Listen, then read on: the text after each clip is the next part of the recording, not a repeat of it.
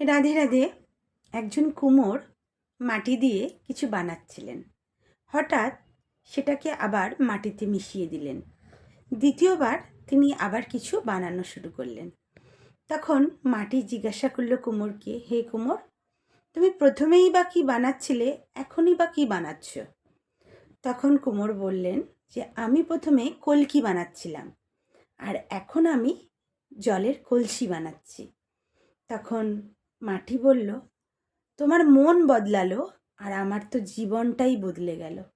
যখন আমাকে কলকির রূপ দিচ্ছিলে তখন আমি নিজেও জ্বলতাম, আর যে আমাকে খেত তার কলিজাটাও জ্বলে যেত।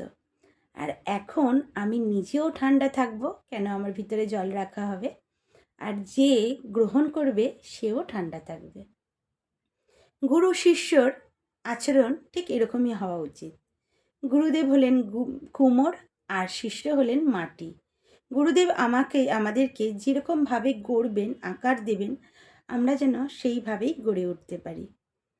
হরি বল, রাধে রাধে।